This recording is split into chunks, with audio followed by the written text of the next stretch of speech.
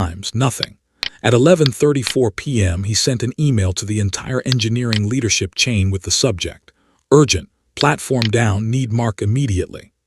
At 11:41 p.m., someone from the client's operations team called NextPoint's emergency escalation line. "Your system just went dark," they said. "We have 14,000 orders stuck. Warehouses are showing zero inventory. What's happening?" At 11:58 p.m., the VP of engineering finally saw Tom's emails and called him. "Where's Mark?" he asked. "I can't reach him," Tom said, voice shaking. "Keep trying. I'm escalating to the CTO." At 12:14 a.m., the CTO, a man named Richard who normally never touched operations, joined an emergency Zoom call with Tom, the VP, Jessica, and 3 warehouse operations managers from the client. "Status?" Richard asked. "Platform is completely down," Tom said. "I can't access production. I don't know how to restart the jobs. I don't even know what failed first." Richard turned to Jessica, visible on camera despite the late hour. "Where's Mark?" "He's off call tonight," Jessica said, "per the new support policy." Richard's expression darkened. "Get him on the phone now." Jessica tried calling me, no answer. She tried again, nothing. She sent an email, "Mark, critical outage, need you immediately, call me." I didn't see it, I was asleep. At 12:47 a.m., Richard made a decision. "Wake up everyone, get infrastructure on the line, get database admins, get anyone who's ever touched this platform. We're not waiting." Over the next hour, 5 bleary-eyed engineers joined the call. None of them had full production access.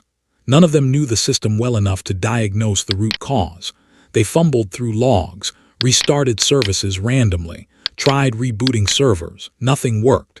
Because they didn't know what I knew, that you couldn't just restart services. You had to clear the queues first, truncate the logs, reset the sync state, then bring services up in a specific order. By 2:00 a.m., the client had escalated to their executive team. By 2:30 a.m., NextPoint's CEO was on the call. By 2:34 a.m., Richard pulled up the email I'd sent 3 weeks earlier. He read it, slowly. Then he read the response from Jessica. "Thanks for the documentation. We'll proceed as planned." His face drained of color. "Jessica," he said quietly, "tell me you have a backup plan." She hesitated. "We were going to train Tom, did you?" "We scheduled it for next month." "Did you grant him production access?" Silence. "Did you document any of Mark's procedures?" More silence. Richard closed his eyes and exhaled slowly. "Call Mark," he said. "Now offer him whatever he wants. Get him online." Jessica tried again, no answer. Richard tried, no answer. At 3:11 a.m., someone suggested driving to my apartment. At 3:45 a.m., my doorbell rang. I woke up confused, checked my phone, still off. Looked through the peephole. 2 people from work standing in my hallway at 4 in the morning. I opened the door in my pajamas. "Mark," one of them said. "Chris from infrastructure, someone I actually liked. I'm so sorry, the platform is down, has been for 5 hours. Nobody can fix it, we need you." I blinked at him. "I'm not on call," I said. "I know, but Jessica specifically told me not to work after hours unless scheduled and compensated." Chris looked miserable. "The CTO authorized emergency pay, triple overtime, retroactive, whatever you need, please." I looked at him for a long moment, then I looked at the clock. 3:47 a.m. "Let me get dressed," I said. I didn't rush. I made coffee. I put on actual clothes, not the hoodie I usually wore for middle-of-the-night emergencies. I drove to the office at the speed limit. I walked into the building at 4:38 a.m. The war room was chaos. 15 people crammed into a conference room, laptops everywhere. The big monitor showing dashboard after dashboard of red alerts. Richard saw me walk in and stood up. "Mark," I nodded, set down my coffee, plugged in my laptop, opened the production console for the first time in 8 days. What I saw made my stomach drop, not because it was unexpected, but because it was worse than I'd feared. Message queues completely saturated, database logs full. Sync jobs stuck in fatal retry loops. Order backlog 31,000 and growing. This wasn't a quick fix. This was archaeological reconstruction. "Status?" Richard asked. I took a sip of coffee. The platform halted because the database ran out of transaction log space. That happened because a warehouse sync job went into an infinite retry loop. which happened because message queues saturated and started dropping orders, which happened because nobody adjusted queue thresholds when order volume spiked last night. I pulled up a timeline. First alert was at 10:15 p.m. If someone with access and training had responded then, this would have taken 20 minutes to fix. Now it's going to take hours. Richard's jaw tight. How many hours? 4, maybe 5. And that's assuming nothing else breaks while I'm recovering. Jessica spoke up from the back of the room, voice small. What do you need? I turned to look at her. I need everyone who doesn't have production access to leave. I need database admin support on standby. I need the client's ops team to stop calling every 10 minutes. And I need you to authorize maintenance mode so I can take the entire platform offline and rebuild it cleanly. Richard didn't hesitate. Done. Whatever you need. I started typing. The room went quiet except for the sound of my keyboard. Step 1, stop the bleeding. I disabled all inbound order processing. No point accepting new orders when the system couldn't process them. Step 2, clear the jams. I manually purged corrupted messages from the dead letter queues, thousands of them. Step 3, recover the database. I triggered a transaction log backup, truncated the log file, and verified write operations were possible again. Step 4, reset the sync jobs. I killed the retry loops, cleared the job state, and manually synchronized inventory for the 47 distribution centers. Step 5, restart services in sequence. Order processor first, then inventory sync, then carrier integration, then warehouse routing. At 6:23 a.m. the first clean order processed. At 7:15 a.m. the backlog started draining. At 8:42 a.m. all systems were green. I leaned back in my chair and closed my eyes. Richard walked over. You saved us, he said quietly. I didn't answer right away. Then I said, I didn't save you. I just stopped the bleeding from a wound you inflicted on yourselves. He nodded slowly. We need to talk, he said. But first go home, get some sleep. We'll reconvene Monday. I packed up my laptop and walked out of the building into the early morning light. My phone, still off, had 47 missed calls. I didn't check them. I went home, collapsed into bed, and slept for 11 hours. When I woke up, everything had changed. The post-mortem meeting was scheduled for Monday at 9:00 a.m. The subject line read, Critical Incident Review Supply Chain Platform Outage. I walked into the conference room at 8:58 a.m. It was packed. Richard, the CTO, the CEO, Jessica, the VP of Engineering, the Ops Director, HR, Legal, Finance, even someone from the board. This wasn't a routine post-mortem. This was a reckoning. Richard started the meeting without preamble. Friday night, our primary supply chain platform went down for 6 hours. 31,000 orders were delayed. Our largest client is demanding an explanation. We're looking at potential SLA penalties in excess of $2 million, and we're lucky, extremely lucky, that we didn't lose the contract entirely. He turned to me. Mark, walk us through what happened. I pulled up the timeline I'd prepared and projected it on the screen. 10:15 p.m. First critical alert queue saturation at 87%. 10:42 p.m. Queue reached 94%. System began dropping messages. 10:58 p.m. Database transaction log at 91%. 11:17 p.m. Database halted. Platform down. 11:34 p.m. On-call engineer unable to access production. 03:47 a.m. I was located and brought on site. 08:42 a.m. Platform fully recovered. The technical failure was predictable, I said. High order volume led to queue saturation. Without intervention, that cascaded into database failure and total platform halt. I clicked to the next slide. The operational failure was that the only engineer with the knowledge and access to prevent this cascade was explicitly prohibited from monitoring or responding after hours. Jessica shifted uncomfortably in her seat. I pulled up the email I'd sent 3 weeks earlier and displayed it on the screen. The room went very quiet as people read it. Risk scenarios, impact estimates, clear statement of the policy change. I documented this risk, I said. I requested that it be addressed before removing after-hours support. The response was to proceed as planned. Richard looked at Jessica. Is that accurate? She swallowed. We believed the system was stable enough to handle minor issues without immediate intervention. This wasn't a minor issue, Richard said. This was a catastrophic failure that cost us millions and nearly destroyed our most important client relationship. He turned to the ops director. Why didn't the on-call engineer have production access? We were planning to grant it, the ops director said weakly. It was on the roadmap. Planning. Richard's voice was dangerously quiet. You removed the only person who could prevent this disaster, and your backup plan was we were planning to fix it. Silence. He turned to finance. How much did we save by cutting Mark's overtime? The finance lead checked his notes. Approximately $32,000 annually. And how much is this outage going to cost us? Preliminary estimate, $2.3 million in direct impact, potentially more if the client renegotiates contract terms. Richard let that number hang in the air. Then he turned to me. Mark, what do you need to make sure this never happens again? I've been thinking about this question for 3 days. 3 things, I said. First, immediate hiring and training of a backup engineer with full production access, not on the roadmap.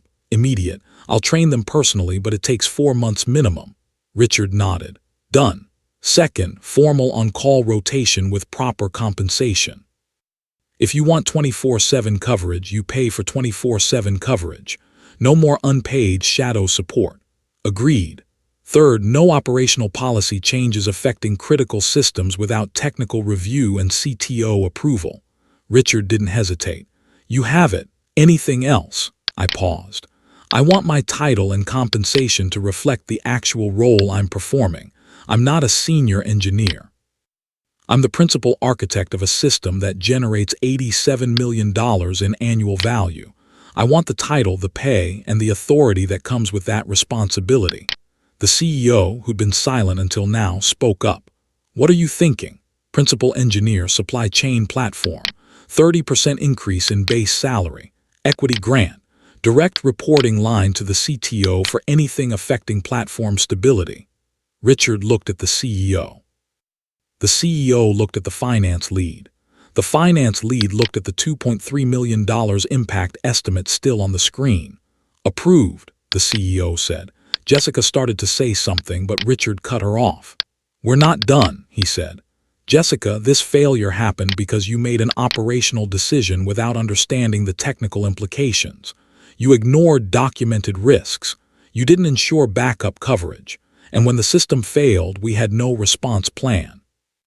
Her face went pale. Effective immediately, you're being reassigned while we conduct a formal review. Mark will report directly to me until we restructure the engineering operations team. She opened her mouth, then closed it. Do you understand? Richard asked. Yes, she said quietly. The meeting ended 20 minutes later with action items assigned, timelines established, and a very clear message sent. You don't cut the person holding the system together without understanding what they're actually doing. 6 months later, the transformation was complete. I had a new title, Principal Engineer, Supply Chain Systems.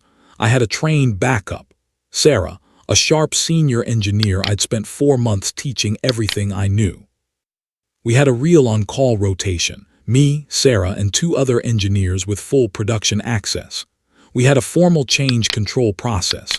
No policy changes affecting critical systems without technical review. We had proper monitoring, automated alerts with escalation paths that didn't depend on one person's laptop. And we had something else, respect. Not the fake respect of thanks for being a team player. Real respect. The kind that shows up in meeting invites, architecture reviews, and budget approvals. When I said this needs 4 weeks, not 2, people listened. When I flagged a risk, people addressed it. When I requested resources, I got them, because everyone from the CEO down had learned exactly what happened when they didn't. Jessica left the company 3 months after the incident, pursuing other opportunities, according to the announcement. Nobody was surprised. As for the system itself, we rebuilt it properly. Not quickly, not cheaply, but properly. We added redundancy. We improved monitoring. We documented everything. We automated the routine failures, and on a Friday night 6 months after the outage, when order volume spiked again and queue depth hit 85%, the system handled it automatically. Sarah was on call. She got the alert. She reviewed the metrics. She approved the auto-scaling response. The queues balanced. The orders processed. The platform hummed along. And I didn't even know it had happened until Monday morning when I saw the incident report in my email. That's when I knew we'd succeeded. Not because the system never had problems, but because it had problems and solved them without depending on one person's heroics. I'd built something sustainable, something that could outlive my involvement, something that proved the real victory wasn't being the hero. It was building a system that didn't need one. People think stories like this are about revenge. They're not. They're about value. For 3 years, I was the invisible safety net, the person who quietly prevented disasters while everyone else saw a stable system that runs itself. Then someone decided that safety net was too expensive. They cut my overtime to save $32,000 a year. And they learned, the hard way, at $2.3 million cost, that some things aren't expensive until you try to cheap out on them. The system didn't fail because I sabotaged it. It failed because I stopped doing the invisible work that was holding it together. And when it collapsed, when executives who'd never logged into production were suddenly in a war room at 3 a.m. trying to restart services they didn't understand, they finally saw what I'd been telling them all along. Stability isn't automatic. It's built by people who understand the system, by people who care enough to respond at 10:15 p.m. when a queue hits 87%, by people whose value isn't measured in the disasters that happen, but in the disasters that don't. The outage wasn't my victory. The aftermath was. The moment they stopped seeing me as a cost center and started seeing me as the architect of something critical. The moment my title matched my responsibilities. The moment after-hours support became a budgeted, compensated, respected part of the job instead of an unpaid expectation. That was the victory. And 6 months later, when the system handled a crisis without me, when Sarah confidently managed an incident I would have handled the exact same way, when the platform proved it could survive without depending on one person's midnight heroics, that was the real win. Because I didn't just save a system. I built a sustainable one. And I forced a company to respect the people who keep the lights on, even when nobody's watching. So if you're the person in your organization who fixes things at 2 a.m., who responds to alerts on weekends, who quietly prevents disasters while everyone else assumes the system just works, document everything. Know your value. And when someone tells you your work is unnecessary, get it in writing. Because eventually they'll learn, either by listening to you or by paying millions of dollars to learn the hard way. Thanks for listening. I'll see you in the next one.